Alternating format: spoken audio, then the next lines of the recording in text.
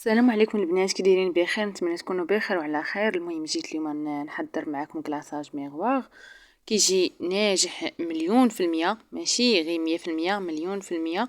بحال كتستعمليه للتحليات ولا الطورطه. المهم نبداو على بركه الله.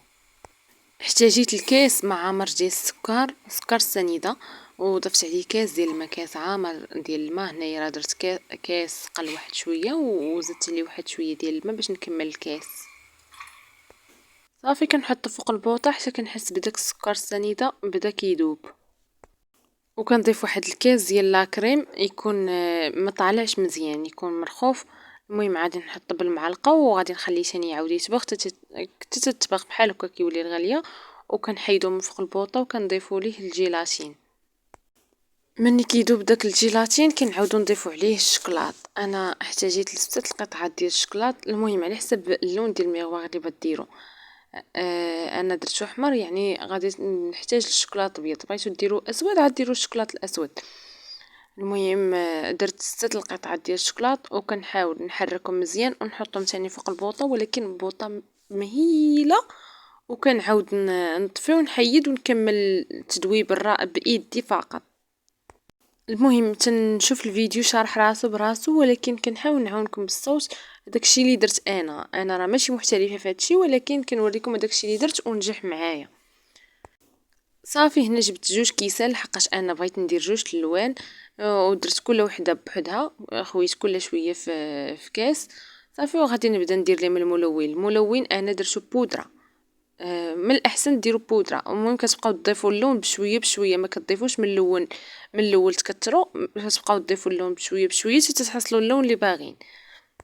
هنا درت الملون الاحمر، عطاني في الاول لون وردي، ومن بعد غادي نضيف عليه ثاني، غنزيد واحد شويه باش انا بغيت نتحصل على اللون يكون احمر. خوتي عافاكم من المشاهدات كي تكونوا، ولكن ما كديروش الجيم. عافاكم ديروا الجيم، راه الجيم ماشي كنتخلصوا عليها غير باش كيطلع الفيديو الناس اخرين. من بعد ما كنتحصلوا على اللون اللي باغين، صافي كنحيدو دوك المعلقات اللي كنا كنحركو بيهم، وكنغطيو هاد الكيسان كنغطيوهم بواحد البلاستيكه، وكنحاولوا ديك البلاستيكه تقيس لينا هذاك السطح ديال الكلاصاج ضروري باش ما كيتكونوا لا فقاعات، ما كيدخلش الهواء كاع نهائيا، حقاش غنخليهم حتى الغد ليه. ديروهم في الثلاجه وخليوهم. شوفوا من بعد هانتوما الغد ليه كيصبحوا مجمدين، كيصبحوا بحال دانون وكتر كاع، يعني واخا كتقلبوهم ما كيقدروش يطيحوا. وكنجيب واحد الاناء اللي كيكون فيه الماء غليان، وكنحطوهم باش يعاودوا يذوبوا.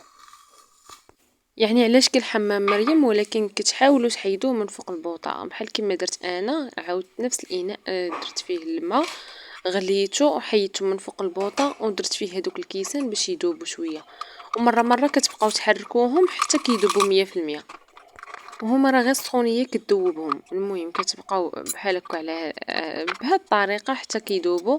كتحيدوا دوك المعالقات، وديك الساعه كتقلبوا بايديكم. الا حرككم هذاك الكلاصاج ما تستعملوش للطورطه، خليوه حتى يبرد واحد شوي. خاصو ما يحرقكمش، خاصكم تحملوا ديك السخونه ديالو. عاد ممكن تستعملوه للطارطه. هنا الطورطه كنت مبيتاها في الفريغو. جبت واحد البلاستيكه حطيتها، وحطيت واحد جبانيه، ودرت الطورطه صافي، ودرت ليها الكلاصاج. وكتخليوها تسقطر مزيان. كتحاولوا ديروا من الجناب عاد ديروا الوسط، وكتخليوها تسقطر واحد شويه. من بعد ما كتسقطر كتهزوها وكتحطوها في الاناء اللي باغيين تقدموها فيه. صافي وكديروها في الثلاجه غير لتحت، ماشي في الفريغو. وهداك الشيء اللي طاح في البلاستيكه راه كتحتفظوا به في المجمد، وكتعاودوا تستعملوه مره اخرى، ماشي مشكل.